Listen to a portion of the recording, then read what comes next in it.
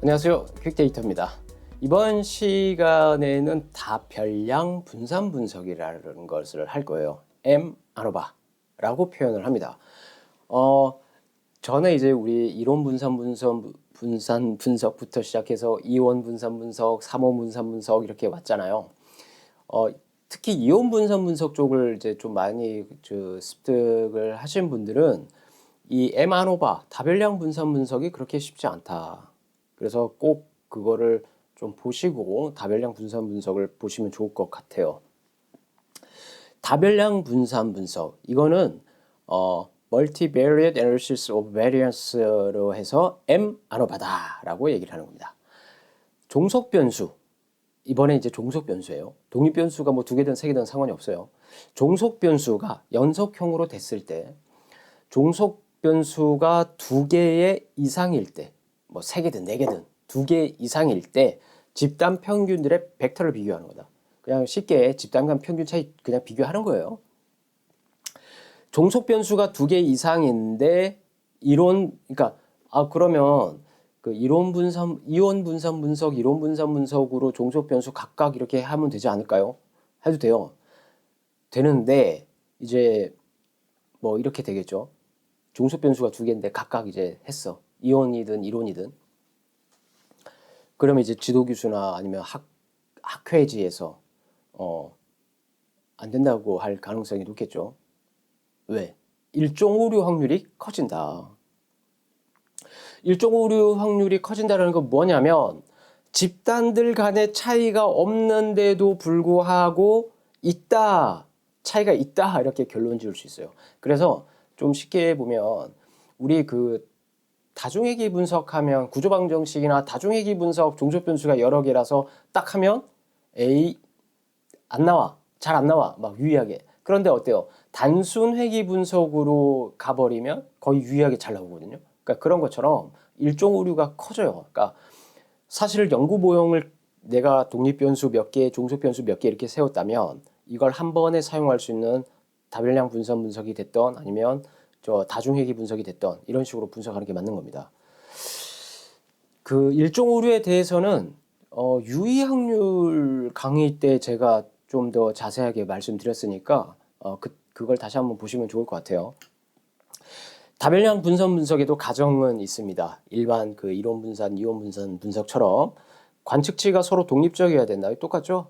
그 다음에 집단의 분산, 공분산, 행렬이 동일해야 된다. 그러니까 전에는 우리가 집단 그 오차 분산의 동질성 검증 이렇게 했었잖아요. 근데 이제는 공분산, 행렬이 동일한지도 확인해야 된다. 그리고 종속 변수들은 다별량 정규 분포를 따라야 된다라는 겁니다. 네, 근데 뭐 보통 30개 이상이면 정규 분포를 따른다고 가정을 하니까요. 자, 예를 한번 들어볼게요. 학습 방법과 학습 유형에 따라 학습 성취도와 문제 해결 능력의 차이가 있는가? 독립 변수가 처치 변수가 2개고 종속 변수가 2개구나. 이제 딱 연구 문제만 봐도 알 수 있죠. 그래서 연구 모형을 뜯게 보면 학습 방법엔 독립 변수 학습 방법에는 개별 학습, 협력 학습, 토론 학습 3개의 집단, 이 3개의 수준을 구분을 했고요. 학습 유형은 이해 중심적, 암기 중심적으로 2개의 그 그룹, 2개의 수준으로 구분을 했습니다. 그래서 이런 것들이 상호작용해서 학습 성취도에도 어떤 영향을 미치고 또 문제 해결 능력에는 어떤 영향을 미치는가 이제 중고등학생을 대상으로 뭐 했다고 이제 가정을 하면 그런데 우리가 여기 다별량 분산 분석에 대해서는 먼저 좀 처리해 줘야 될 게 있어. 뭐요? 뭔데요? 어려운 거 아니에요. 상관관계를 먼저 봐야 돼요. 상관관계. 전체 다요? 아니요. 독립 변수, 종속 변수 다 같이 보는 상관관계예요? 아니요. 종속 변수끼리만 상관관계를 보는 겁니다. 종속 변수끼리만. 그래서 그 분석에서 SPSS 기준이에요. 분석에서 상관 분석 누르면 이별량 상관 그냥 피어슨이라고 기본 설정돼 있을 거예요. 그냥 그거 종속 변수 2개 넣고 그냥 분석 바로 하면 돼요. 그럼 이제 이렇게 딱 나오죠. 지금 보니까 학습 성취도와 문제 해결 능력 뭐 2개밖에 없으니까 상관관계는 하나밖에 없겠죠. 0.661 유의 확률은 0.000. 유의 수준이 매우 유의하구나.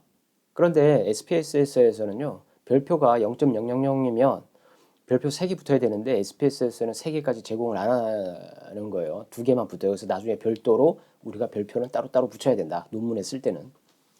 자, 뭐 어쨌든 이걸 왜 하냐면요. 종속 변수인 학습 성취도와 문제 해결 능력의 이 상관관계가 정적인 양의 그 상관관계가 있어야 돼요. 그래야 다별량 분산 분석이 적합하다고 할 수 있습니다. 그래서 종속 변수 간의 상관관계를 먼저 확인하고 상관관계가 없을 때 유의하지 않아. 이럴 때는 회귀 분석이나 혹은 일별량 분산 분석, 이원 분산 분석 같은 걸 따로따로 하는 게 맞습니다. 그러니까 종속 변수 하나로 투입하는 거, 이원 분산 분석이나 독립 변수 3개였다면 삼원 분산 분석이겠죠. 어쨌든 그래서 상관관계가 먼저 나오는 게 좋다. 그리고 종속 변수들 간의 그런데 그 종속 변수들 간에 지금처럼 상관관계가 있고 유의하게 높게 나오잖아요. 그러면 이온 분산 분석을 여러 번 하면 안 된다고 했어요. 지금 이 M1오바 다별량 분산 분석을 써야 된다. 왜? 왜요?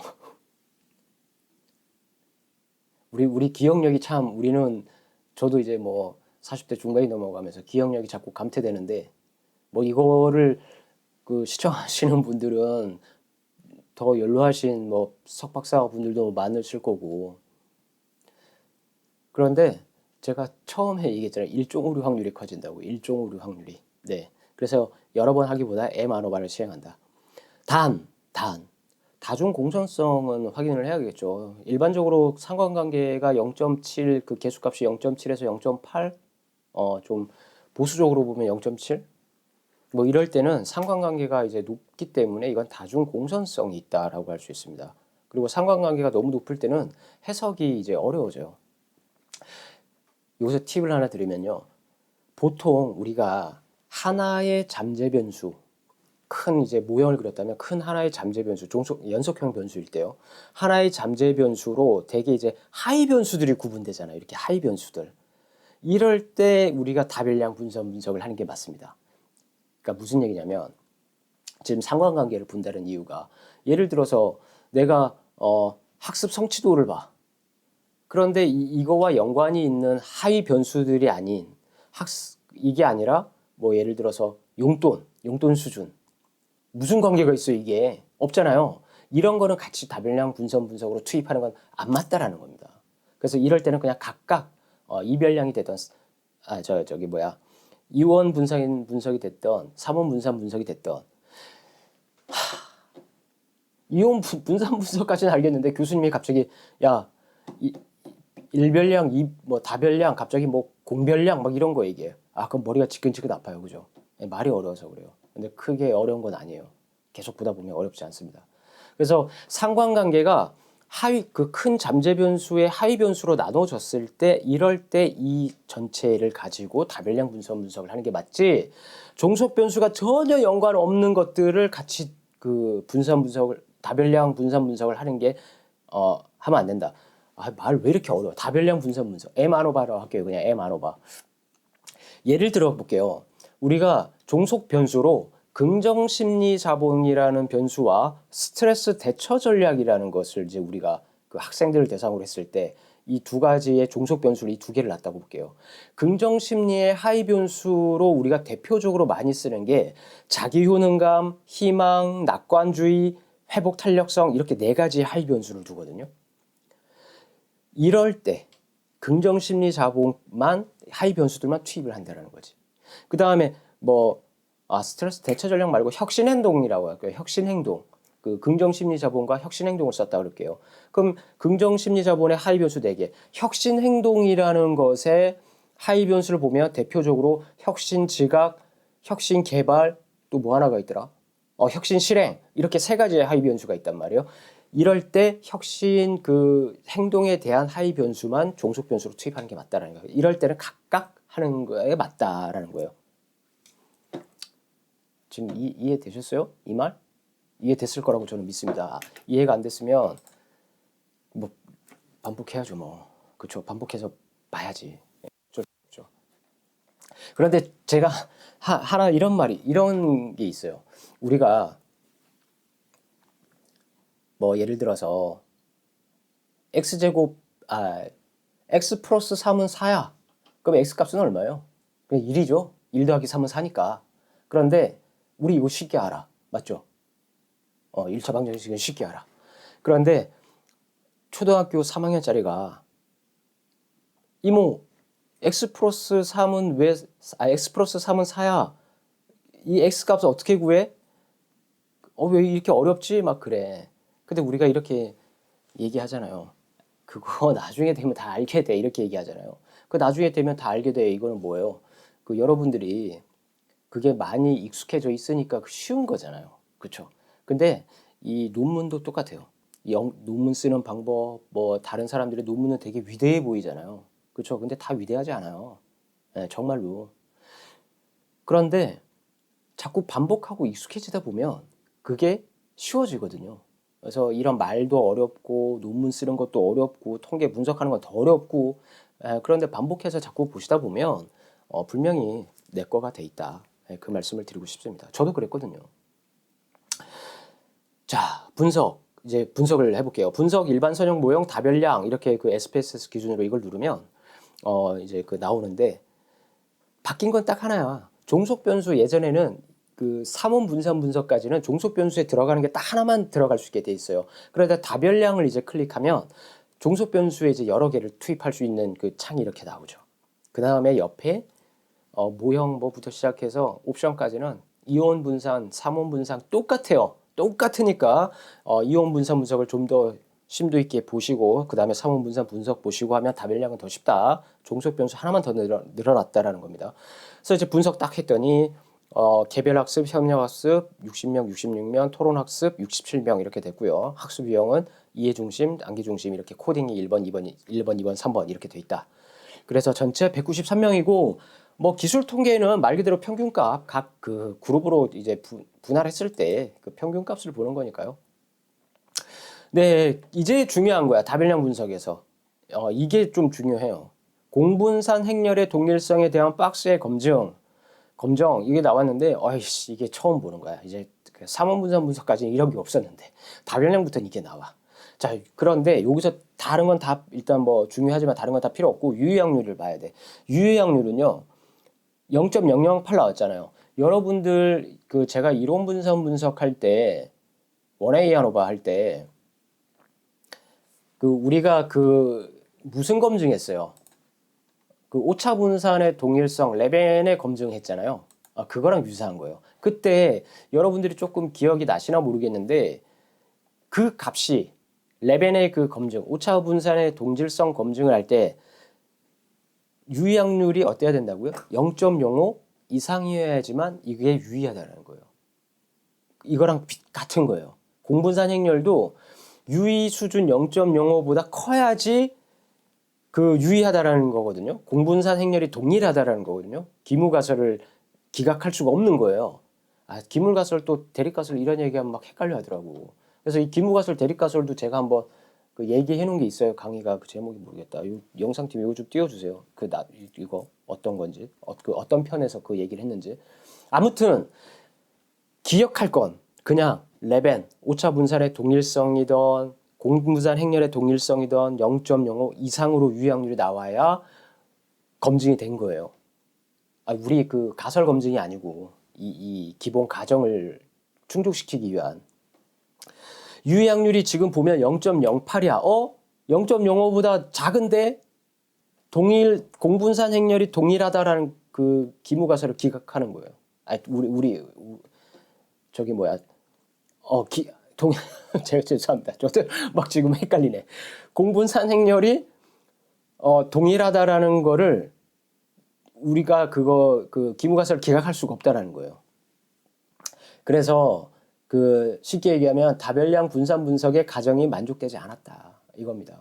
그럼 어떡해요? 이거 분산 분석 이제 이거 못하는 거예요, 우리 이거? 예, 좀 이따 말씀드릴게요. 각 집단이 지금 이 박스 검정은 각 집단이 같은 공분산을 가지고 있는지를 검증하는 것인데 각 집단 내의 관측치들 사이에 공분산이 동일한지 여부를 확인하는 거다. 공분산 행렬 이 동질성 검증을 하는 이유가요. 종속 변수가 여러 개인 다별량 분석을 하는 것이기 때문에 독립 변수가 종속 변수들을 설명하는 행렬 구조가 동일해야 한다. 그런 의미입니다. 예. 그래서 p-밸류가 p-값이 유의확률 값이 유의 수준 0.05보다 작다면 각 집단 내 샘플들의 공분산 행렬이 동일하다는 기무가설을 기각해서 각 집단 간의 공분산이 동일하지 않다라는 겁니다. 자, 유의하지 않았다. 그럼 우리 이거 뭐 못하는 거 아니잖아요. 어떻게든지 살려야 되잖아요. 이럴 때는 가능해요. 유의하지 않더라도 표본이 충분히 크고 표본 간 크기의 차이가 크지 않다면 오차 분산의 이제 다음에 또 나오는 건데 여기서도 레벤 검증을 하거든요. 오차 분산의 동일성에 대한 레벤의 그 값을 또 확인하면 된다. 그런데 여기서 조금 더 중요한 건 지금 빨간색으로 그 표현해 놨잖아요. 표본 간 크기가 차이가 크지 않다면 표본 간 그러니까 이 표본 간의 크기가 크지 않다면 그럼 뭘로 어떻게 그 기준이 뭔데 어느 정도 커야 되는데 그게 가장 큰 집단 크기가 가장 작은 집단 크기의 1.5배보다 작아야 돼. 그러니까 가장 큰 집단이 예를 들어서 뭐 59명이라고 할게요. 그런데 가장 작은 집단이 뭐 30명이야. 얘는 59명, 얘는 30명이야. 40명으로 할게요. 40명. 그래야 올라가지. 얘는 59명인데 1집단은 59명인데 2집단은 40명이야. 그래도 여기다 곱하기 1.5 하면 어떻게 돼요? 60명이 되버리죠. 얘보다 크죠? 이럴 때는 이 박스 검정이 우리가 그 충족이 안 되더라도 이 표본 크기가 이 정도 충족이 된다면 오케이라고 우리가 인정을 하는 겁니다. 근데 그래도 안 돼. 그래도 안 돼. 표본이 그래도 안 돼. 그러면 트랜스포메이션이라는 걸 해요. 그 변환하는 방법을 이용하는 건데 이 트랜스포메이션은요, 종속 변수나 독립 변수에 그 적용되는 통계적 변환하는 걸 의미합니다. 어려운 거 아니에요. 종속 변수나 독립 변수가 원래의 형태로는 분석에 적합하지 않을 때 변환을 통해서 데이터의 분포나 분산을 변경해서 분석에 적합한 형태로 만드는 것을 말합니다. 다별량 분산 분석에는요, 이런 그 경우에 변환이 필요할 수 있어요. 종속 변수가 정규 분포를 따르지 않은 경우 결과가 왜곡될 수 있거든요. 그리고 종속 변수 간의 분산 공분산 행렬이 동일하지 않은 경우에도 분석 결과가 불안정해질 수 있다. 그래서 변환하는 방법은 여러 가지가 있는데 그 중에서 대표적으로 로그 변환, 그 다음에 제곱근 변환 이런 게 있습니다. 양수값을 가지는 그 변수에 분포가 왜곡된 경우에 사용되는데 분포를 좀 더 정규 분포에 가깝게 만들어 줄 수가 있는 겁니다. 그 로그 변환과 제곱근 변환. 그리고 이제 우리가 또 많이 쓰는 거 여러분들이 그 Z 변환 하잖아요. 기술 통계량에서 그 표준화 값으로 저장 딱 하면 우리 기술 통계 그 할 때 말씀드렸잖아요. 그러면 이게 다 그 Z스코어로 변환이 됩니다. 변수를 평균으로부터 표준 편차의 몇 배만큼 떨어져 있는가 이거를 이제 나타내는 표준화된 값으로 변환하는 것인데요. 이 변수의 척도를 변화해서 분석을 이제 하는데 좀 도움이 되게끔 하는 겁니다. 그래서 트랜스포메이션을 하면 된다. 이것도 어려운 게 아니다. SPSS에서 그 변수 계산에서 변환 거기에 그 산술이야 통계야 뭐 그거 이제 누르면 그 로그 변환하고 저기 뭐야 제곱근 변환 루트 이거 있거든요. 그거 하면 돼요. 그냥 어려운 거 아니에요. 네. 아무튼 그렇게도 할 수 있다. 이 그 박스 검정에 안 나왔을 때. 자, 그 다음에 이제 다별량 검증에 나왔어요. 근데 이 다별량 검증에는 우리 또 처음 보는 게 나오네. 이게 뭐냐면 처음에 그 네 개가 나와요. 필레이스의 트레이스, 윌크스의 람다, 그 다음에 허털링의 트레이스, 그 다음에 로이의 최대근 뭐 이런 게 나와요. 근데 이거는 뭐 크게 어려운 게 아니고요. 그냥 유의 확률로 보는 건데 모두 유의하냐 안 하냐 이 우리가 지금 검증하려고 하는 것이 그걸 보는 거예요. 크게 어려운 게 아니에요. 그래서 지금 이것만 봤을 때는 학습 방법과 학습 유형 상호작용은 유의한 차이가 있다라는 그 유의확률 값을 보여주는 겁니다. 그래서 크게 그 세 가지를 보면요. 그 플레이스의 트레이스, 윌스의 람다, 그다음에 뭐 루이스의 최대 접근 뭐 이런 게 있는데 집단 간 평균의 벡터 차이가 얼마나 큰지, 유의한지 그거를 나타내는 지표거든요. 그래서 통계량이 지금은 이제 다른 건 같은데 그 밑에에서 보면 그 학습 방법과 학습 유형의 그걸 보면 통계량 유의확률 값이 다르잖아요. 그럴 때는 이건 이제 그나마 다 유의하게 네 가지 방법이 다 유의하게 나왔으니까 괜찮은데 각기 다르게 나왔을 때 유의하지 않고 뭐 어떤 건 유의하고 이럴 때 그럴 때는 어떻게 보냐면 그 플레이스의 트레이스는 표본 크기가 작거나 집단의 크기에 차이가 있고 공분산의 동일성 가정이 위배될 때 이 값을 보는 거고요. 그다음에 윌스 람다는 표본 크기가 충분히 크고 집단의 크기가 비슷할 때 루이스의 최대근은 종속 변수들이 하나의 차원을 나타낼 때 가장 유의적으로 나와요. 이 루이스의 최대근이 이 값이. 그래서 지금 이 다별량 검정의 이 네 가지의 통계에는 우리가 차이가 있는지 그 집단에 따라서 그걸 확인하는 겁니다. 크게 어려운 거 아니고요. 제일 중요한 건 뭡니까? 개체간 효과 검증이죠. 지금 이제 보여지는 거. 근데 그 전에 오차 분산의 동일성에 대한 레벨의 검증. 그 오차 분산은 동일해야 된다라는 거 있잖아요. 그거요. 근데 지금 평균을 기준으로 보면 학습 성취도와 문제 해결 능력을 각각 보니까 0.05 이상이네요. 그래서 분산의 동질성도 충족이 됐어요. 아까 박스 검증은 그 안 됐지만. 근데 표본 크기가 지금 여기가 66, 67, 뭐 69인가 그랬잖아요. 근데 어쨌든 제일 큰 표본 크기에 제일 작은 표본에 1.5를 해도 이미 넘어갔잖아요. 그래서 박스 검정은 우리가 충족하진 않았지만 0.05 미만의 0.08 값이 나와서 유의하진 않았지만 그런 그 제한 기준들을 충족했기 때문에 또 이 레벨의 검증도 충족을 했기 때문에 오케이 했다라는 거예요. 개체간 효과 검증을 보니까 다른 거 뭐 다 이제 필요 없고 학습 방법, 학습 유형, 학습 방법 곱하기 학습 유형, 상호작용항 이 세 개를 보니까 다 유의하게 나왔습니다. 그래서 여기서도 학습 방법과 학습 유형의 주요가는 유의하지 않더라도 상호작용항이 유의한 거 이거는 중요하게 봐야겠죠. 자, 다 유의하게 나왔어요. 개체간 효과 검증 우리가 보려고 했던 것들이. 자, 이제 추정 주변 평균 학습 방법을 보니까 이것도 크기 비교하는 거죠. 개별 학습 성취도에서는 개별 학습이 협력 학습과 토론 학습보다 크다. 문제 해결 능력도 마찬가지네요. 다음 학습 방법을 보니까 학습 성취도에서는 학습 유형을 보니까 학습 성취도에서는 이해 중심적, 암기 중심적이 크다. 문제 해결 능력도 그렇고요. 그 다음에 학습 방법과 학습 유형의 상호작용형의 그걸 보니까 학습 성취도에서는 이해 중심적일 때 개별 학습이 협력 학습과 토론 학습보다 크더라. 암기 중심적은 효과가 없었어요. 유의하지 않았어요. 이 대응별 비교에서. 학습 성취도도 같은 걸로 나오네요. 네, 그래서 이제 도표로 딱 보면 학습 방법과 학습 유형의 상호작용항이 학습 성취도 문제 해결 능력에 이제 어떤 영향을 미치냐 이 상호작용해서 그걸 보니까 학습 성취도는 어떻습니까? 개별 학습에 있을 때는 그러니까 모든 게 다 이해 중심적이 빨간색이잖아요. 이해 중심적이 학습 성취도에 있어서 저기 암기 중심적보다는 더 높네요. 빨간색이 위에 있으니까 그 선이 그죠? 그래서 학습 유형에 따른 학습 성취도와 문제 해결 능력은 개별 학습이 가장 좋더라.